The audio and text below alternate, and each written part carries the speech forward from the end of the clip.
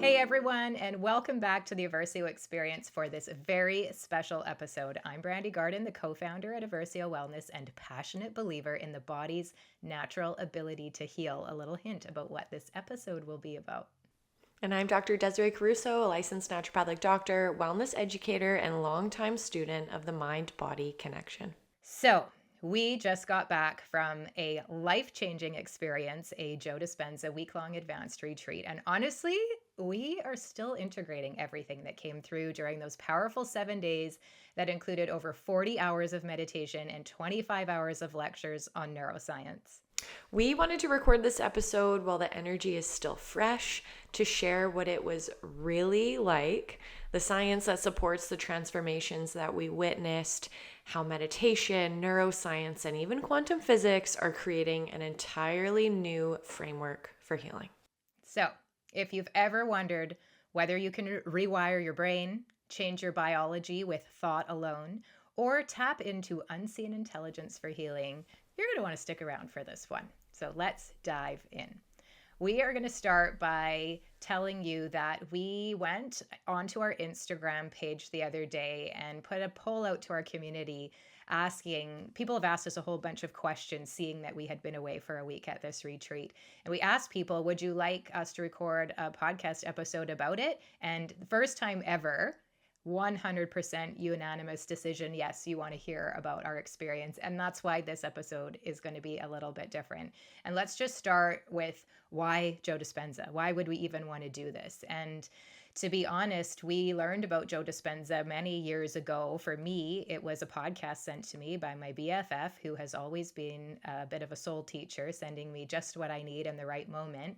And with a company called Eversio, which means change in Latin, and Joe Dispenza being somebody who studies the science of transformation or change, it's no surprise that that podcast was a life changer for me and led me to go on to listen to Joe Dispenza on lots of other podcasts and then start reading his books. You Are the Placebo, Breaking the Habit of Being Yourself. His books are about neuroscience and quantum physics and epigenetics and all the nerdy things that I feel like I'm going to go back to university and study after I retire. So that's really why we are interested in somebody like this, Dr. Joe Dispenza, and how it's so connected to everything that we do and believe in here at Eversio Wellness. I'm a big believer that the only limitations you have are the ones you put on yourself. I do believe that we can change when we put our minds to it. Dr. Joe Dispenza and his team, his huge team of hundreds of researchers, have created a film called The Source that is a documentary about essentially everything we're going to talk about today. But we kind of wanted to give you the behind the scenes backstage tour of like, what is a Joe Dispenza retreat? Because it's not something that's often talked about, the real experience. So we're going to do our best to, in about an hour, walk you through 7 days of what a retreat looks like and give you a bit of an idea of the structure of the retreat, what we learned, a little explanation of his core teachings about meditation and the quantum field and neuroplasticity and the energy centers and all that cool stuff. And Dr. Des, do you want to start by telling people kind of how we prepared before even going to this retreat? Yeah. So, I mean, we definitely first had to do an online course where we are listening to previous retreats and the recordings. And, we're making sure that we're familiar with the terminology and the concepts that he's talking about. And then, of course, we're also doing meditations as part of that course. And I know you and I have been doing it for, a couple of years now, Dr. Joe's meditations and whatnot. And this was my first retreat, and I know that this was your second. So it was really cool to hear all of the things that you had shared about, already going previously. So I think communicating and sharing that experience and wisdom that you had for me was really helpful, and doing the course was great because we want to make sure that we were going to get everything that we could out of that. And if you're not already up to date on the lingo and some of the research and science behind why he does what he does at the retreat, then you're going to be a little bit confused when you go there. So we did a ton of meditating beforehand. We did a ton of watching all of the things and learning all of the things before. And then the other thing as well was having personal intentions behind us going, like really sitting and reflecting on why are we going? What's our intention for while we're there for those 7 days? Because we're going to be doing a lot of meditating and a lot of being in the quantum field. And we wanted to make sure that we are prepared in all aspects prior to going. And to be honest, I'm so glad that I did, because when we went there, there were some people who didn't fully do the course. They didn't finish it, and some people didn't even do it at all. And Naughty students. yeah, and you could really tell the difference between people who kind of did some of it and people who didn't start it at all, because they didn't really get as much out of it as they could, and they were a little bit lost when things could have clicked. Absolutely. Absolutely. I think that if you want to soak every drop out of an experience like this, you owe it to yourself. For one, it's not inexpensive to go. If you're going to invest your money, you're going to invest your time and honestly invest your heart in something like this. So worth it to do those online courses before and really feel like you're going in on an even playing field with the other 2,000 people that you're about to share a room with and share a space with, and really contribute to the collective consciousness of that group coming together to change, to heal, to find transformation. So yeah, I'm glad we were prepared too. Dr. Desiree and I, if you don't know out there in our audience, share an office at Eversio HQ. We work, 3-4 feet away from each other, and we're often cold in the day. So the little things like me being able to tell Dr. Desiree, at the first retreat I went to a year ago, it was in Mexico, and I did not pack appropriately because I thought I'm going to Mexico. So I went with clothes that you would wear in a humid environment, but you're in a ballroom in a convention center all day with air conditioning, and I was cold a lot of the time. So it was really nice to have that to be able to share with you and say, bring layers. And you did. And I think you're grateful for that in hindsight. Mm-hmm. Yeah, definitely. That was a big thing, was being able to dress appropriately for the temperature, because I think I would have definitely been much colder, and it would have been a lot harder, I think, not having prepared in that sense. Absolutely. Okay, what did you pack in your bag? So I made sure to bring a pillow, because when we are meditating, we're doing sitting meditations, we're doing walking meditations, but we're also doing lying down meditations. So I made sure to bring a pillow. I, of course, had an eye mask, because for me, I find that it's easier to drop in. Made sure to bring a ton of layers. And then, of course, I brought my mushrooms while we were there. Tell us about that. What did you bring? Yeah, so I brought 3 mushroom blend, and I brought reishi. And, it was honestly a really hard decision about which functional mushrooms to bring, because I take more than just those 2 per day, and it's really hard to pick 1 or 2. So I had to be a bit strategic about it. So I chose the 3 mushroom blend so that I could have some energy from cordyceps in the morning, especially being in a different time zone. It has the lion's mane in there, so I would get that brain support, especially, dropping into meditations and making sure that I'm mentally sharp. And then also with traveling, I want to make sure that I'm not getting sick. So having that turkey tail in the 3 mushroom blend, it felt like such an easy thing. I had to bring some matcha, and I had to bring a frother, just so that I could froth it all in. I looked kind of silly, but you know what? There were a lot of people looking like, oh, that's pretty smart. So I was pretty pumped about that.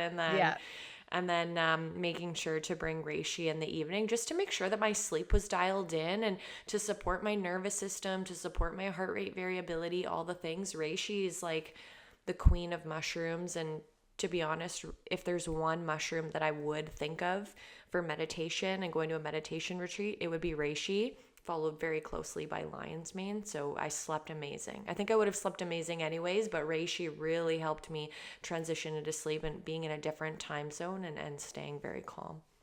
Absolutely. So many benefits. I would totally agree. Reishi's the one that, so the retreat I went to in Cancun, I took lion's mane and reishi, wanting to only have capsules with me. I took lion's mane in the morning each day, and then reishi in the evening. And I for sure felt like I had an advantage over the other meditators. Just exactly like you said, I was sleeping so well at night and I was so able to focus. It's intense. You do a lot of learning. You're sitting through lectures, you're asking a lot of your body and brain through the day, and having that support made me feel so prepared. This time, I brought the same. I still took lion's mane capsules in the morning. I took reishi in the evening. But the upgrade was traveling with your own naturopathic doctor who brings you the ingredients to make your own mushroom matcha. Because in Mexico, they didn't even know what matcha was. So I went without it for a week, and I really missed that because that's our morning beverage of choice. So having Dr. Desiree stand in the hallway outside the ballroom using the hot water to make our mushroom matchas was the upgrade. I feel like I got the VIP experience. So thank you for bringing 3MB and bringing your mushroom mixer along. And you did not look silly. You looked like the most prepared retreat goer there ever has been. So that was amazing. All right, so let's walk through the daily schedule. We arrived on Saturday afternoon, and we were chosen out of the 2,000 people that attended this retreat. 200 of us were chosen to be part of on-site research, which is a real honor to be, contributing to education in this space. And that meant we had to check in for the research part of what was going to happen that week. They wanted our saliva and they wanted a swab of our cheek. They were collecting some RNA. Is that right, Dr. Des? Yeah, mRNA from our cheek.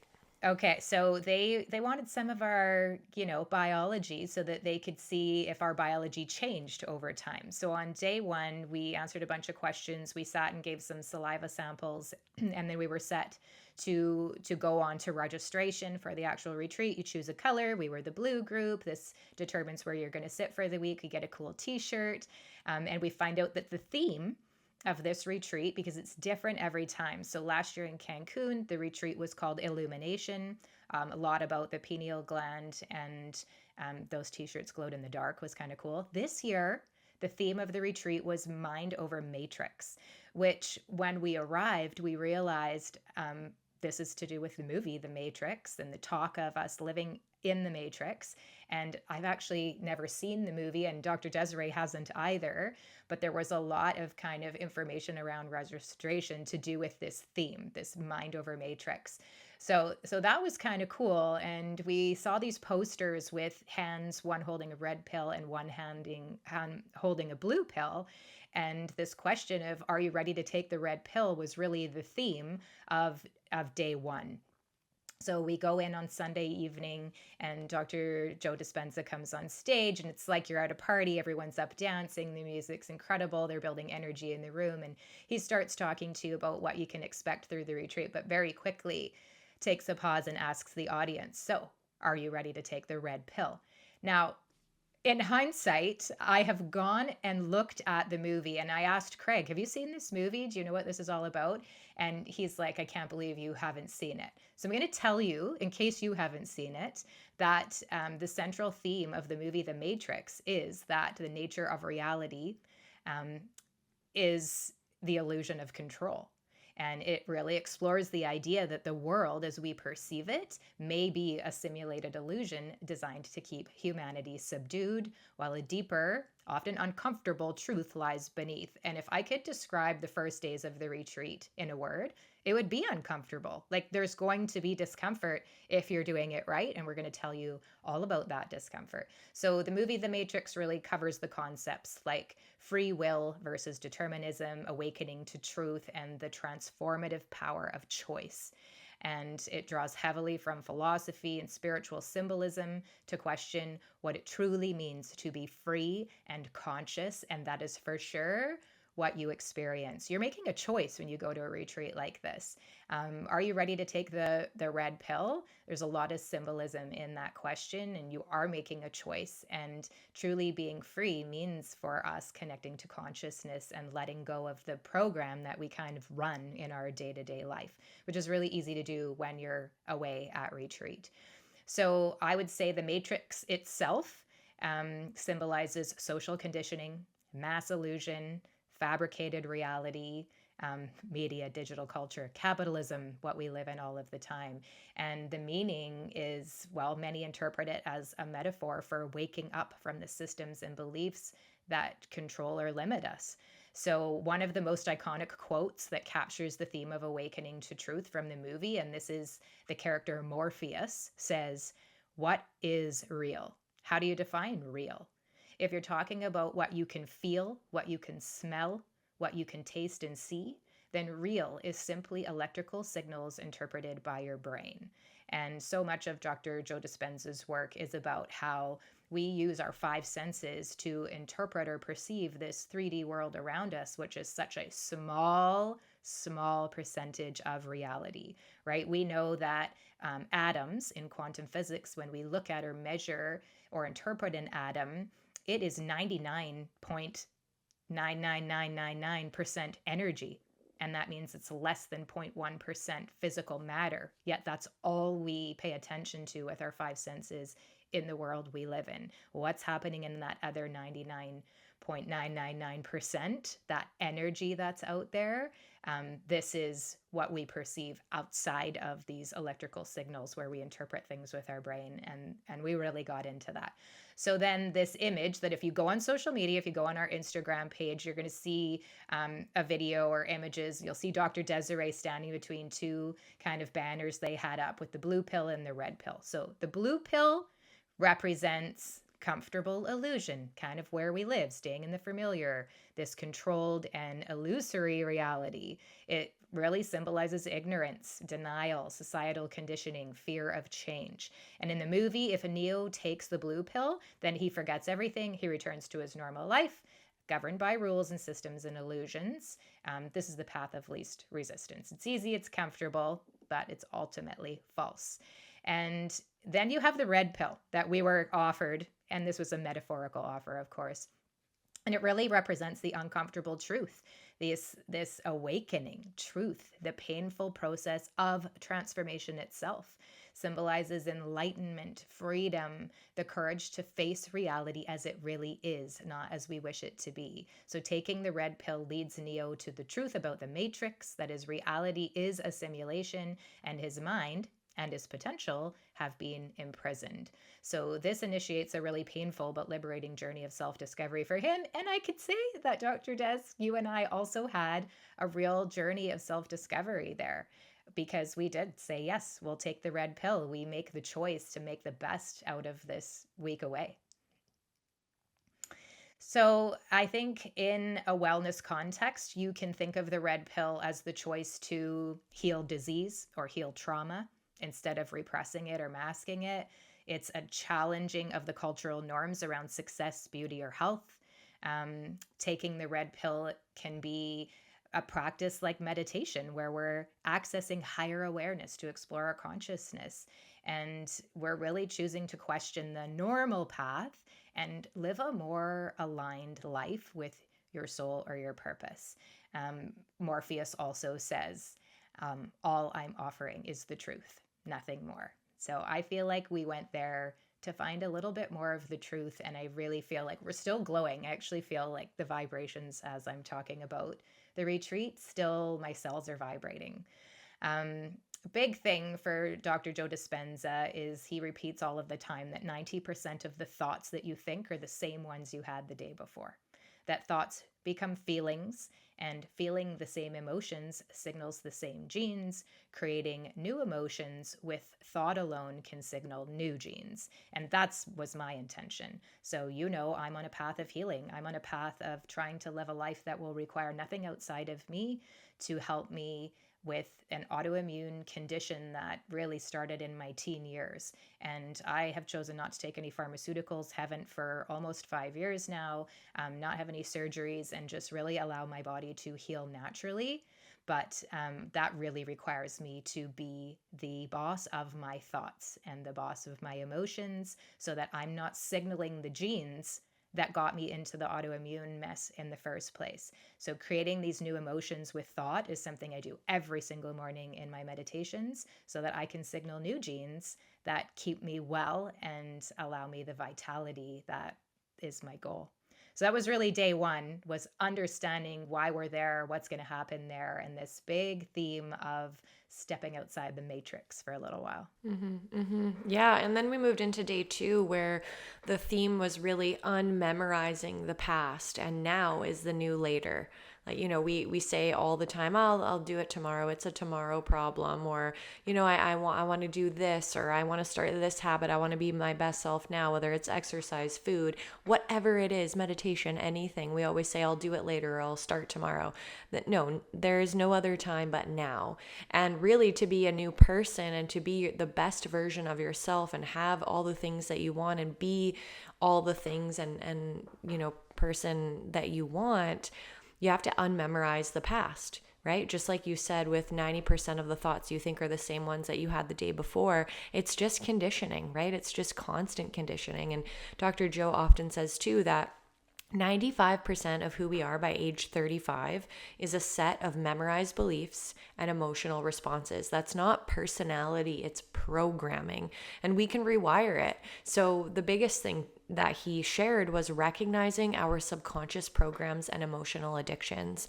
We are raised by our parents, and we adopt beliefs from our parents and all of these things, and whoever influences us from a young age.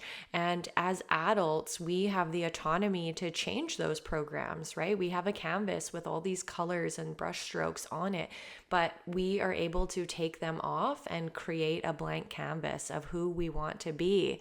And the big teaching is that thoughts and feelings create our personal reality, and we have autonomy over that. So in the morning, we practiced with opening the heart. We did the breath. We did balancing of the energy centers in a meditation. And the biggest thing that he talks about is we are all electromagnetic beings. There is an energy field around us. This is not woo-woo, spiritual. No matter what your beliefs are about life or source or God or any of that, it's all encompassing, and it's just fact and science that we are these energetic beings, and we have energy fields around specific areas or energy centers within our body. And oftentimes we get stuck in fear and lack and hate and all of these emotions that are more dense, and they get stuck in the lower energy centers, and energy essentially is stagnant in those areas. And for us to create, and by create, that means being the best version of ourselves, putting this energy out there, doing all of the things, being amazing, we need to liberate energy from those lower energy centers into our heart, into our brain, because the heart is the doorway to the quantum field, to change all of the things. And so that was a big theme for the day. And Dr. Joe also talked about having a coherent heart and a coherent brain, because that creates essentially like a Wi-Fi signal to time and space, or pure consciousness, which means that it's beyond the 3D world of space and time. And having a coherent heart is something that you just really feel. For me, when I'm coherent within my heart and brain, I feel this warmth exuding from my heart, my chest area, and I know that I'm coherent. You just feel at peace. There's an ease about it. So that's how I feel personally with that. And then in the evening, we did a generous present moment meditation where you keep lingering in the unknown, because all thoughts create a possibility in the field. And can you just sit there in that present moment where you're feeling this generous energy? And he talked about how the only way to heal is to master the present moment. Belief before relief. If you can really truly believe that. That's my new tattoo. That's your new tattoo. That's yeah. it. Belief before relief. I love it. Yeah. So he talks a lot about the Heart Math Institute, which is really big on this heart-brain coherence, and they have studies on it and the science, and it's really quite fascinating. And we touched on it in our heart episode. And really the key point about that is regulating your emotional state through heart-focused breathing and how it can impact our physiology, because there's a coherence between our heart rhythms and our brain waves, which it can improve cognitive function and emotional stability, our immunity, all the things they've tested. And the HeartMath Institute also has found that 90 seconds, so this is only 90 seconds, a minute and a half of focused heart breathing can shift the nervous system from fight or flight, or from a sympathetic state where we're more stressed, to a healing parasympathetic state. So it's fascinating. It's only 90 seconds, and the research on it is beautiful. Yeah, and I think we could feel it there. I think when you're doing it, I mean, we do this heart-centered, we did it in a level 10 meeting, a team meeting just the other day. And when you do it on your own or in a small group, you can definitely feel the heart opening. I mean, I, again, feel it in the cells of my body when it starts to happen. And I feel like what you're experiencing is dropping from sympathetic into parasympathetic in the nervous system. But when you do it in a room of 2,000 people all doing it at the same time, that's coherence. And I think it's helpful for people who have a harder time to drop in when everyone around you is coherent. The waves, the energy, the frequency becomes shared. And when one wave meets another one, it kind of grabs it and brings it into coherence. So that's really, is number 2 is a lovely day of kind of bringing the community together and connection, and that breath. Ooh. So then day 3, we roll in, and it's early in the morning. I think we're there at 6 a.m. on day 3, and we have not had breakfast yet. So there's some growly tummies in the room, and a lot of people haven't had their caffeine yet. So there's a bit of discomfort in the room, which is perfect because the theme of day 3 is overcoming your environment, body, and time. And this is really where transcendence begins, because we're looking at the garden of the mind. It's also the day when the whiteboards come out, which teacher Brandi gets super nerdy with whiteboards. I'm like, let me have that whiteboard. Dr. Let's Joe go. has this, right? He has this massive whiteboard marker that he brings out. And I'm like, oh, when he starts teaching, my brain's on fire and I love it so much. So in the morning on day 3, we do the heart opening again. We practice the breath. So the breath is not like a breath you've ever done before. Like, we are mechanically moving cerebral spinal fluid from the perineum up through those lower energy centers, up through the heart, through the throat, pushing it into the brain, with the intention of hitting the pineal gland, which is in the very center of the head, mechanically with cerebral spinal fluid, in order to get the pineal gland to secrete its chemicals that feel amazing, essentially making your nervous system the greatest pharmacist there ever was, just by using your breath in a very specific way. There's a formula for it. It takes effort, and it's kind of funny in the beginning when you're listening to people practice it, and it almost sounds like people are having an orgasm in their brain. We had some giggles, the guys behind us, but it's really powerful when you first get that jolt of those chemicals, and it's like you're getting drugs. And when you realize how powerful your body is with just this breath, that's what really helps you get into the meditation. So opening the heart first, doing this breath practice together, and then we did balancing of the energy centers meditation again. And I think that's for people who are there to physically heal. Balancing of those energy centers for me was a meditation I did every morning, probably for a year, when I was really working toward this natural healing. So then we get into the mind. And if you are cultivating the garden of the mind, you've got to remove the rocks first. You would not plant a garden outside if you hadn't removed the weeds and the rocks first. And it's no different with the mind you're bringing to this retreat. And that means removing some of the old programs that you've been running without even knowing it. So when you sit in, and Dr. Desiree, when you said sitting in that unknown, sitting in that generous present moment when there's really like not a lot going on, whatever does come into your mind, whatever those thoughts are, yet those are the rocks. Those are the old programs that come up and kind of begin to give you an awareness of what you got to work on before you can till the soil and then get to planting your garden. So hanging out in nothing is the medicine. It's where you realize you are the creator of your life. What do you want to do once you're in that space? So we really did a deep dive into how to become greater than the body, the environment, and time, how to become no one when you're in that space, become nowhere, and really feel that feeling of having no time. And that's hard because If you are someone who the response to your environment weakens you, you have to create resilience at some point. You have to show up and build that. And I Mhm. meditate all the time, and I have overcome my environment. And that just means that I know I live in a house where I meditate and there are teenagers around, there's a dog around, there's a husband around, there's laundry going on, the people next door are mowing the lawn, dogs are barking.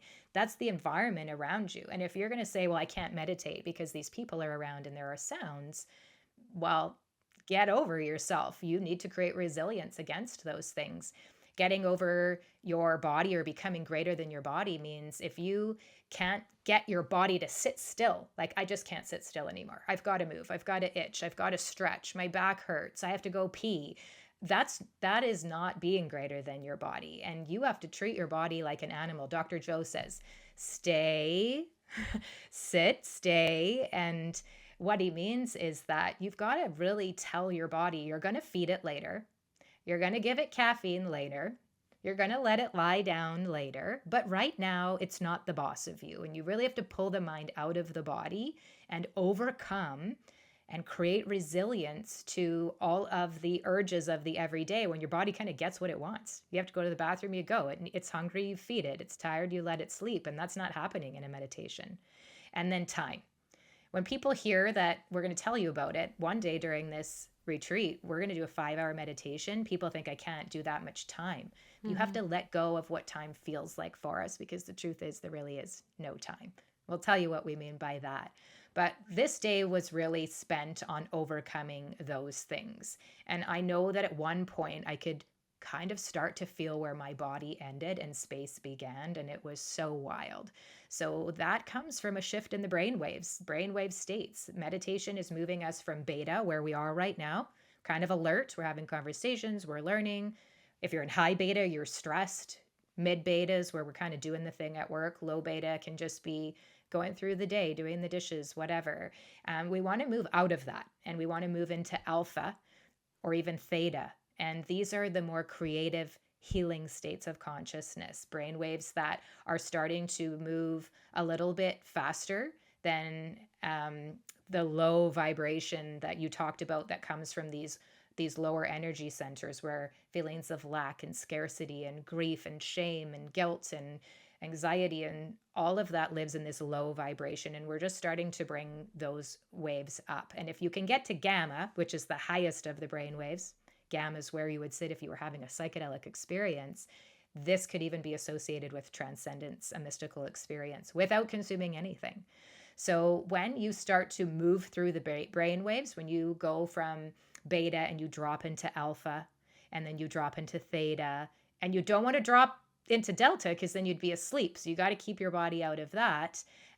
You start to really lose this perception of time and space. And if you get good enough at it, you go way up to gamma and you're having a mystical experience and time completely goes away from you.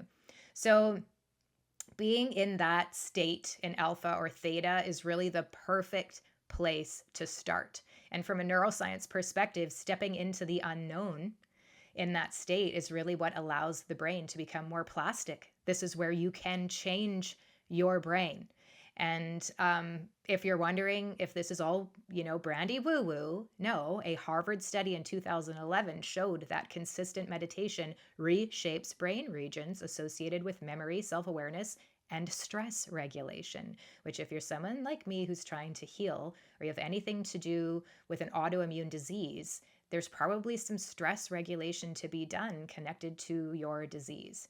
So, Harvard neuroscientist Dr. Sarah Lazar found that just 8 weeks of meditation increased the thickness of the hippocampus, which is associated with memory and learning, and decreased the amygdala in the brain, which is associated with stress and fear. So, let's all have smaller amygdalas when we meditate. Neuroplasticity just means that your brain is always changing. And it's either doing that by design or by default. So if you're just running the same program every day, letting people in traffic piss you off, letting what's going on with your kids at home stress you out, being upset that your day didn't go perfectly, that's just by default. But if you want neuroplasticity and have your brain change by design, intentionally choosing how you want it to change, meditation really puts you in the driver's seat to do that. So cool. So cool that we are not stuck with the brains that we have. Meditation can literally help us rewire our inner world. And people have done amazing things. And Dr. Joe on stage gives, I don't know, hundreds of examples over the course of the week of people that have had spontaneous remissions, that have grown back organs they literally lost to cancer, just because there's a footprint in consciousness. And he shows us all of this evidence and really cool science around just that we have the innate capacity to regenerate ourselves at any age, but nobody is going to change you but you. And I think that's really powerful. And then, end of the day, of course, he brings out those super nerdy whiteboards and he starts drawing these brain waves and these frequencies, and they are connecting to the energy centers in our body. And he starts talking about the frequency of love and how we're going to be able to use these altered brainwave states to start to connect to consciousness as we go through, trying to enter the quantum field where we can get some good things done. So day 3 is an uncomfortable one for a lot of people. There's a lot of discomfort, and that just means you're doing it right. If you're someone who's out there in our Eversio audience who says, I can't meditate, you're doing it right. Because when it feels hard, you're getting close to the feeling of overcoming the environment in your body and time so that you can get to the good stuff. Yeah, and then we jump into day 4 where the theme is reconditioning the body to a new mind. So we've taken the rocks, the stones out of the garden, and now we need to recondition our body to something totally new. So we're talking about the biology of change. So we started our morning at 6 a.m. where we did a walking meditation. And the biggest thing with this is we want to walk as it. So we did seated meditations, lying down meditations, and the purpose of the walking meditations is that, we are going to have to walk as it, because the reality is we can't meditate for 24 hours a day, and we're going out into the real world, and we're going to need to tap into that sense of self and tap into that heart coherence and dropping our brain waves and dropping into that state. And that's really the biggest thing with the walking meditations. And to be honest, the walking meditations are my favorite. I've done walking meditations prior that weren't Dr. Joe's, and I just really love them. I think part of it is because I really love to move, and I love tapping into whatever that is, dropping in, and I really love a guided meditation, I think, personally. And so doing the walking meditation at the retreat with Dr. Joe in your ears. So it's kind of a weird thing. I was unsure, how is this actually set up where everybody's gonna be walking outside. And so and are your eyes closed? Like, describe it. What's happening? We looked like totally zombies. Yeah, it was hilarious. We did look like zombies. So everyone has the app on their phone, this special app just for the retreat, and you have to download the meditations, the walking meditations prior. So you have your earphones in, whatever it is. And when you went in Cancun, you guys were on the beach, right? So you're walking along the beach. Some people, have their feet in the water on the shore.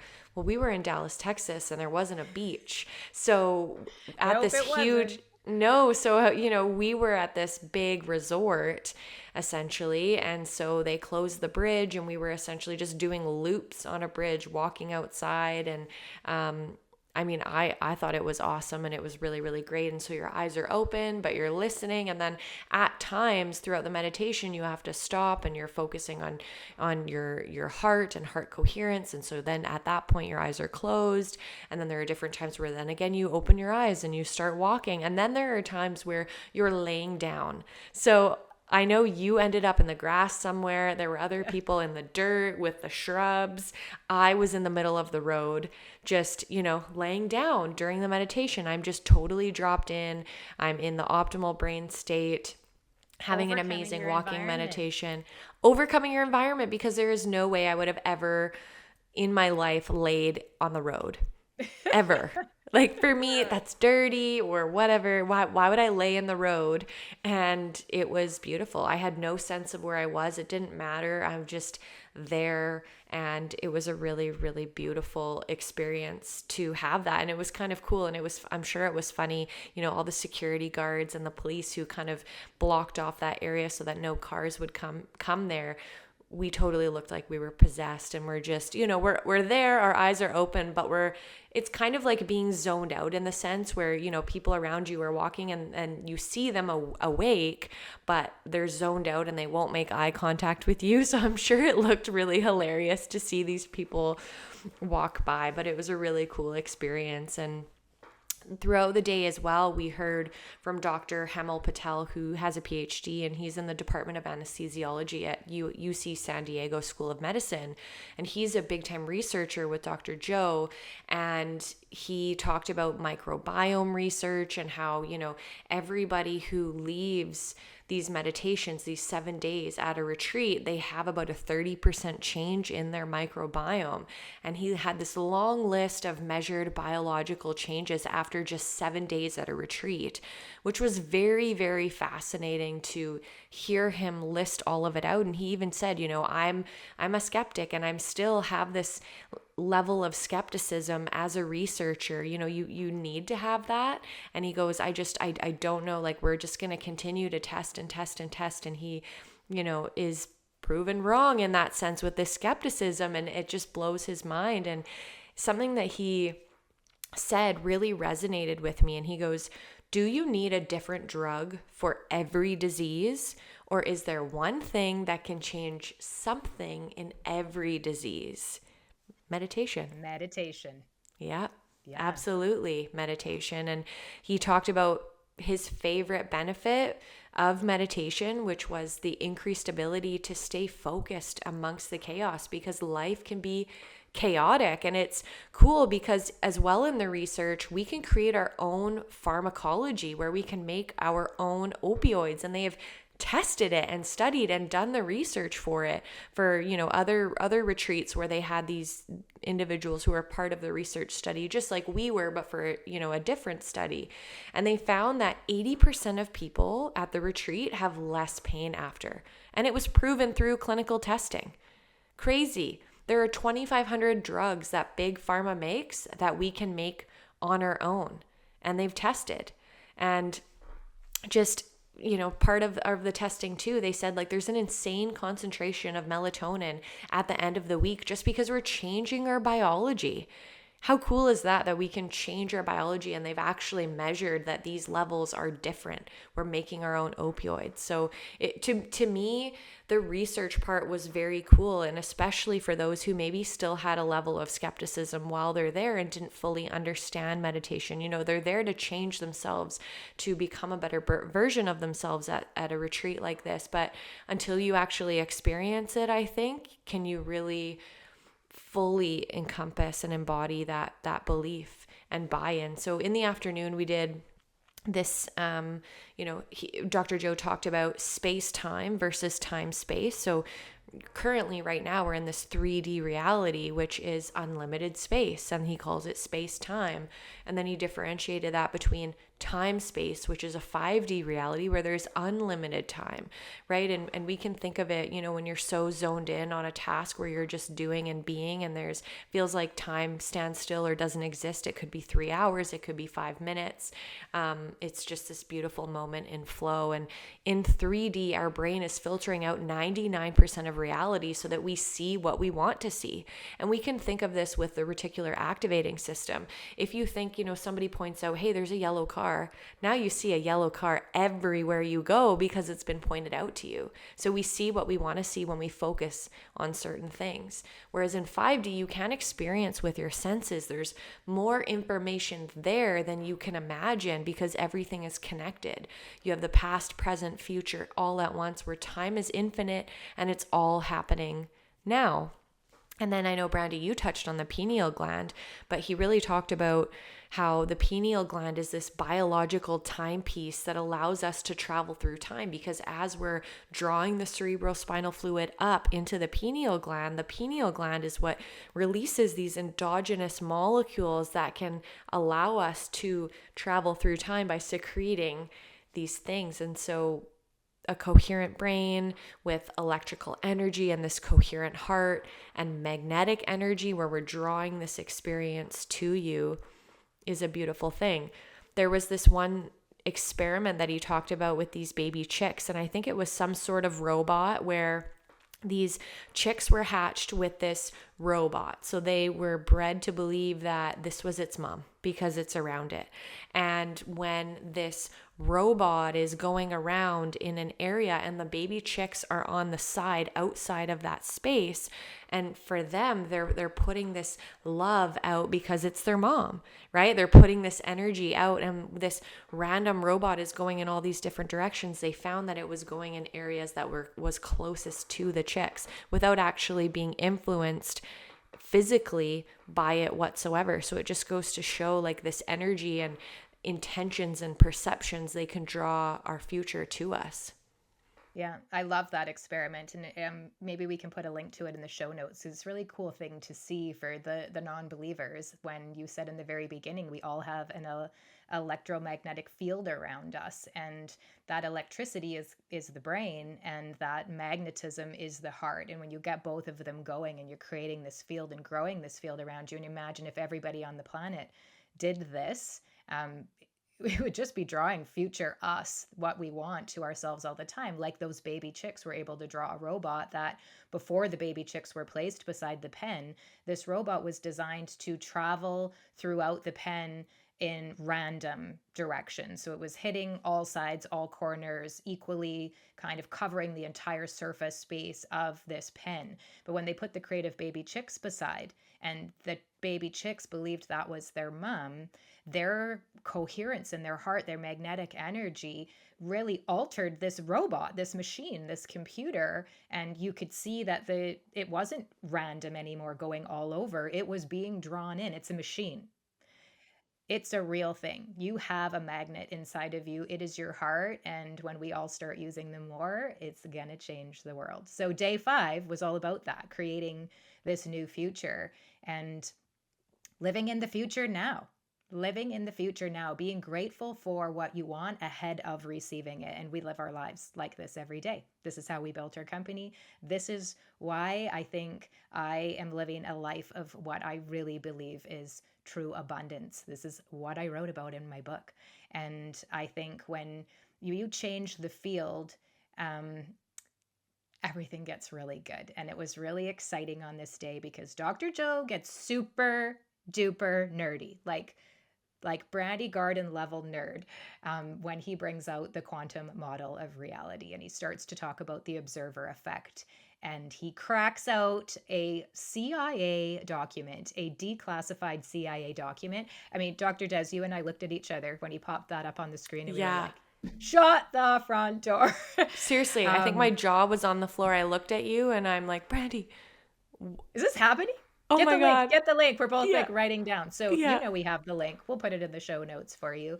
So when you start to talk about being a fan of Dr. Joe Dispenza and tell people you're going to the retreat, you get a lot of eye rollers, a lot of disbelievers, a lot of people who think it's all a scam, and you can't create your own life, and you can't change things through meditation alone, and you can't heal without drugs, and all the stuff that people like to say, we call them the non-believers. And when you get these pieces of evidence starting to come out, and the CIA is a US military organization that is high level. Most documents are classified. And the document they declassified was to do with the Gateway experience, which is a training system that was designed to enhance focus, strength, coherence of brainwave output, developed by the CIA in the 1980s because they knew that it would help to make their people better. That training system utilizes techniques like brainwave entrainment and guided meditation, what we were doing all week, to achieve those goals. So the CIA program aimed to unlock human potential and enhance mental abilities, and it's now available to the public, and it's essentially what we were doing. So what we are doing is learning how to use elevated emotion and focused attention to broadcast a new electromagnetic signature out, better than what we were doing before without intention. And quantum physics supports this through the observer effect, which tells us that focused attention collapses possibilities into outcomes. In other words, you affect what shows up in your reality. The energy you put out is the energy you get back. So I love quantum physics. Nobody wants to talk about it with me except for Dr. Des and maybe my BFF. But I'm a super nerd about it. And I think people don't want to talk about it because it sounds scary and it sounds weird. And there's a vocabulary that we were for sure not taught in school. Still today, why are we not teaching quantum physics? This is why I'm not teaching anymore, because our education system is archaic, completely built by businessmen in the oil industry back in the 1920s who only wanted to put out factory workers to work in their factories, which is why we have, lines and rows of desks, and we have bells and we have schedules, because that makes for really great factory workers, but not great critical thinkers. And the system is still broken and archaic, and us not having these things in the curriculum is a real sticking point for me. And it is my goal one day to help change that. So I'm going to talk about superposition and the wave function collapse. And it's not that hard. So superposition in quantum physics just means that everything is possible. It's the everything is possible state of things. So if you imagine a coin spinning in the air, while it is spinning, you have to think it's not just heads or tails, which is what we're always thinking in a coin toss. It's kind of both at the same time. It's all of the possibilities it could be. In quantum terms, particles, like electrons or photons, they can exist in multiple states all at once until you check on them. This is the observer effect.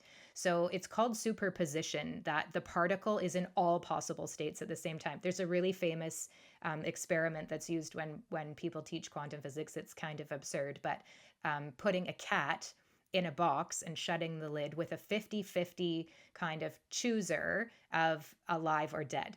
And that cat in the box is believed to be both dead and alive until you open the box and observe with your consciousness which one. And of course, the cat's alive when you look at it. And your consciousness is the chooser. The pick one moment makes that cat not both things at the same time. So the wave function collapses that pick one moment. So you imagine you catch the coin and you look at it, and suddenly now it's not both heads and tails, it's just heads or tails, not both. And this moment when you observe the coin is like the measurement in quantum physics. The act of observing collapses the superposition into one definite state. So the wave function, which holds all of those possible states, collapses into a single outcome when we observe it, the collapse of the wave function. So in short, superposition, all possible outcomes exist at once. And the collapse is one outcome becomes real when observed. And this is what we are doing. When you're in a meditative state, you're stepping into the field of infinite possibilities, because the quantum field is an invisible field of infinite possibility, of infinite potential, just like superposition. So when you're in deep meditation, your brain quiets down, your body relaxes, and you begin to access this quantum field, or what some call the unified field of consciousness. And it feels amazing. I just want it for everyone so bad, Doctor does. At this level, your current reality, meaning your job, your health, your relationships, they're not fixed anymore. All the cells in my body are vibrating right now. They are not fixed. They are fluid, just like that coin is spinning. You have to think of your life as this opportunity. Your thoughts, your emotions, your intentions start to interact with that field of potential when you're in that deep meditation, where multiple realities, your health, abundance, love, freedom, they are all possible outcomes at that point. And when we look at the wave function collapse, that's the creating of reality. When you focus clearly on a specific intention, for me, it's healing. For others, I know they're there for abundance in their life. They're there for peace. When you are really clearly focused with an elevated emotion, for me, it's always gratitude. It's love. It's joy. These renewing emotions, you are doing more than just visualizing. You are directing energy and awareness into a particular possibility. And that focused intention, especially when repeated and charged emotionally, is like the act of observation in quantum mechanics. So it causes a collapse of the wave function, bringing that chosen possibility right into your physical experience over time. This is how I learned how to wake surf with my non-dominant hand and a torn muscle in my shoulder, because I practiced that for 6 months before wake surf season came, how to do it. And the day I jumped into the boat and hugged you, Dr. Des, dropping the rope and doing what should have by doctor's orders been completely impossible, became possible because I had collapsed that wave function so many times ahead. I created my reality there. And you can do the same, listeners. You are choosing a new future by observing it with your heart and your mind before it exists in the physical world and being grateful for it ahead of the event. So, in essence, meditation lets you access the superposition of all realities. Your focused intention and emotion during meditation act like the observer, collapsing the quantum field into a new chosen outcome that is your new reality. It's just so exciting. And it's a big part of what Joe Dispenza teaches us. This is combining neuroscience, quantum physics, and heart-brain coherence to consciously shape your life. That's what I went for.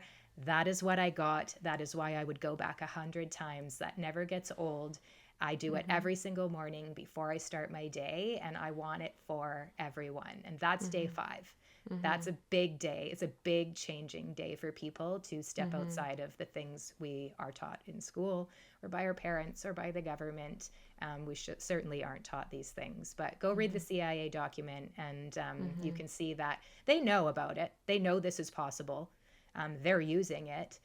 Why aren't we teaching it to everyone? I don't know. I know it's amazing. Day 5 was a really, really, really great day. And then you go into day 6 where the theme is becoming supernatural. So mystical and transcendent states. So the big focus too is that pineal gland activation, because pineal gland, with serotonin and melatonin and DMT, right? There are these endogenous molecules. DMT is called the God molecule. And through that breath where you're bringing the cerebrospinal fluid up into the pineal gland, which contain these crystals, and when the cerebrospinal fluid comes up to that pineal gland and knocks on the door so that it can be released, is where the brain's latent potential occurs. And that's where individuals can have these mystical experiences or be in these transcendent states. And participants often have these mystical, non-ordinary experiences. So this day, day 6, was a crazy day in the best way. We started at 4 a.m., so we were up at 3 a.m., which we would never be up at that time. And the reason why we were up at that time is because that's when melatonin is at its highest. So we know that melatonin is, us being sleepy, right? So in the evening, levels of melatonin rise so that our body is ready to go into sleep. Levels of serotonin fall. And so at around that time, Dr. Joe wants us to be awake so that we can start our meditation when we have these high levels of melatonin, so that we can potentially secrete DMT and have these mystical experiences. So we started at 4 a.m. We didn't know how long we were going to meditate for. We figured it'd be 4 hours, and we meditated for 5 hours. It was totally intense. I know you and I at the same time were having very similar experiences where we were, they had the kaleidoscope and you have your eyes open and you're watching that, and then you are laying down for a long period of time, and then you get up and you really have to overcome your body because you're so tired and your body just really wants to sleep. And at that time, your body doesn't want to get up and doesn't want to keep its eyes open and all the things. And it was very, very cool to have that transcendent state. And, they talked about how brain scans of experienced meditators show these surges in gamma brain waves during mystical states. So individuals who have taken psilocybin for a psilocybin journey, they are in this gamma brainwave state, and their brains actually look the same. One with psilocybin and others with no psilocybin, and just having their own endogenous mystical experience. And these are linked to euphoria and insight and unity consciousness. And it's just so fascinating to have that experience where you meditate for 5 hours and it felt like it could have been 5 minutes. Absolutely. And this is so, to go back to that research that we talked about at the beginning, where we donated our saliva and our cheek swabs, this is what they were measuring. So I didn't say that the purpose of the study was to determine whether or not there is a genetic predisposition to a mystical experience. So they were kind of monitoring our meditations. And then at the end of this meditation, we gave another saliva sample, and we'd been doing questionnaires through the week after meditations. And what we're going to find out after they've collected for 1,000 people, so our retreat and other retreats, they're going to look at whether the veil is just thinner in some people. So if we're having a mystical experience with nothing other than endogenous chemicals we're secreting in our own body, do our genetics lead us to have that more easily than people who don't have the same genetics? So super fascinating when we find out whether or not we have a genetic predisposition to a mystical experience, because we had one. Yeah, totally. This day too, so Dr. Joe also brought out the researchers again, which I love. I love to nerd out and hear all the things, and I know you do too. And so they also brought out Dr. Toby, who's a triple board certified physician scientist in anesthesiology, pain management, addiction medicine. And he talked about how the next generation of non-invasive detection of disease is going to be through all these other avenues, like the microbiome, your breath, your voice, facial analysis. Like they could look at a microbiome and detect whether somebody has cancer. They can tell based on somebody's breath, their voice, and the tonality of somebody's voice, and can determine, okay, this person likely has this condition like cancer or depression or anxiety. And then facial analysis. So that was cool. He talked about how the rates of depression in Botox users are higher because these individuals can't express themselves because of the change in facial expression, changing the condition, right? People are getting Botox, a lot of women, also men, and you're not able to move your face the same way because you're preventing wrinkles because your muscles can't move in that way to show the wrinkles. But then now you're not expressing yourself in this way. So it just goes to show, because 90% of traffic moves from the body to the brain, not from the brain to the body. So if we're altering the body, then we're altering our condition and our state. And just so fascinating. Like even how meditation can increase the probiotics in the gut. And they took stool samples in previous studies, and they can show anxiety, PTSD, cancer. And if you change the gut, you can change the condition. So it was very cool to see how meditation impacts our physiology, and they can correlate that with specific disease pictures, and how if you can change that within your body, you can change the state of your health and whether you have that condition or not. It just totally blew my mind. Blows my mind. And I'm a smiley human. Like I'm a smiley human. I don't use anything. As you could tell, I'm letting my wrinkles, they to me are, the laugh lines, the war wounds, the life well lived is what you can see. But it just was so validating to know that I intentionally make sure that I am expressing through my face what I am feeling, because I think it affects the people around us, and we all have this responsibility to me to contribute. And if you are somebody that isn't sure why people are acting a certain way towards you or not responding the way you want, what does your face look like? Because if we know now that good science shows us that when we change our facial expressions, we change our health. If you want to change a condition, start with the way you're showing it on your face, and there's nothing better than a smile. Your body believes you are believes you are whole when you express what that would look like. So, try a smile if you're not feeling great. It's okay to fake it, because your cells are just listening and responding all of the time.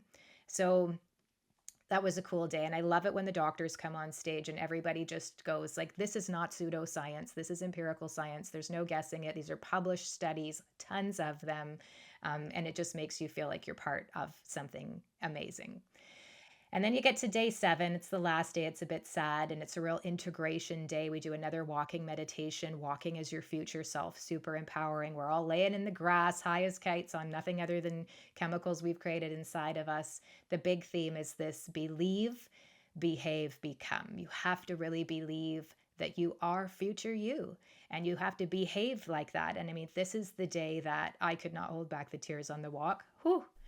Thinking of it now, because there's people literally stepping out of wheelchairs in front of you, or chucking their crutches aside, because they believe that they were able to work that week to heal something inside of them, and they're ready to behave like they are that future person that no longer requires these devices for mobility. And that's how you become it. That's how you become it. You believe it and you're grateful for it ahead of the event, and you are changing the field and you're creating your own reality. So that outdoor walking meditation practice is really the becoming. You feel like you are walking as future you. And that's called embodiment. The kinesthetic movement with the intention just creates this strong neural pathway, firing and wiring. He says all the time, you're not just visualizing, you are being it. You are walking as it. It's a beautiful day. The other thing that we didn't mention here, and we're not going to mention, is there are these coherence healings that happen that you might have heard about if you follow Dr. Joe Dispenza. And we're kind of keeping it on the down low because these are really personal, profound, sacred times that we're so honored to be part of. But the pharmaceutical industry does not want to know that people are healing themselves and then helping others to heal by boosting their energy fields. And so we're keeping that a secret. You got to go to a retreat to experience it and learn more about that. So big key takeaways from the week. Bottom line, anyone can do this. Eversio community, you can do this. Healing is not reserved for the elite. It is accessible to everyone, and it's not just woo. It is grounded in science, from meditation's impact on the brain, plasticity, to coherence's effect on immunity, to quantum influence on outcomes. This is accessible to us, and it is real science, and it's so exciting for us. The integration tools, when we're home, meditation, walking with intention each day, staying open to synchronicities, which you know we're super nerdy about. So many of them since we've returned. I have thought back to many of them. I have a whole list going. And as you're leaving, Dr. Joe says, you don't get what you want, you get who you're being. So I want you to think about who you're waking up and being. If you're going to wake up every morning and start the day by thinking about everything that's going wrong for you and how horrible your day is going to be, those thoughts are going to lead to feelings that are depleting. And those are going to lead to actions that build that. And those are going to lead to habits. And those are going to lead to experiences. And that's going to lead to your life, because when you have an experience that's not great, it just creates new thoughts and you're back at the cycle again. Your thoughts create your feelings are your actions. Those actions become your experiences, which just lead to more feelings, these emotions that are creating your life. So it starts with you. It starts with changing your thoughts and believing in change, that it's possible for you.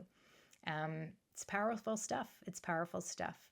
So I think we're going to leave it at that. We're so thankful, Eversio community, for joining us on this journey and following us on Instagram. There's a little highlight bubble on our Instagram channel called Dispenza, where you can go and see some pictures of us literally dancing at 4 in the morning, 5 in the morning, 6 in the morning to some pretty epic music, like a little rave. And yeah, personal, powerful journey for us. And I think, Dr. Desiree, it's just the beginning. Just the beginning. And so grateful to share that with you as well. I think if I were to give somebody some advice and they're wanting to go, I would say, go with somebody that is on that same journey with you. There were many people who went by themselves, and I think that is also a really beautiful experience. If you feel called to that, to go by yourself, do it. There's a lot of people who go by themselves and are just there to meet like-minded people, and there will be somebody likely from the same area that you are. But for me, being a 4-6 generator, community and connection is really important to me. So it was a really beautiful experience to share that with you and your BFF, and just, have some girl time. And it was really cool to be able to integrate that information that we learned and turn to each other and say, okay, I think this is what I'm hearing. Yeah. Repeat this and just talk about it. And there's no judgment, and we're all learning at different, wavelengths, but also being on the same wavelength. And it was really good to have that debrief. So if you're thinking about it and, you really want to get into Dr. Joe's work, and, if you have a Spotify account, look up Dr. Joe's meditations, and there are some on there that are free, and try it. honestly, just getting into this meditation space and really integrating it into my life daily has introduced a whole new level of abundance, whatever that definition is for you. I know some people think of abundance as monetary value, but for me, it's I am abundant within. I have everything that I need within myself, and I know B that you feel the same way, and it was a really beautiful experience to be able to check that off my life bucket list with one of my closest friends and soul sisters. So amazing. yeah. I grew up in a house where on our refrigerator it said, "It's love, not money, that makes you rich." And I think we were surrounded by that richness all week, being surrounded by 2,000 people who, I mean, how many people told us they loved us? And we've never met these people before. And you're hugging and telling people that, is there anything else than oneness? You see it, you feel it. When you're in the field, everything is connected. And I think working in the mushroom space, we know that. We feel a connection to our product because they come from nature, and we feel the energy and the frequency in those, and therefore we feel so connected to you and our community, because we are you and you are us, and we are all one. And I just want to say to everyone, I'll meet you in the field, because it's a place where we all can be. And like you said, there is no time there. We are in the past, present, and future all at once in that time. And if there is a future that you're dreaming about, it is right there waiting for you to go and start drawing it to yourself. It's time for you to believe so that you can heal. And as we work toward wholeness, we're doing it right along with you every single day. It's not something you do once. It's a practice. That's why they call it a meditation practice. You got to practice it.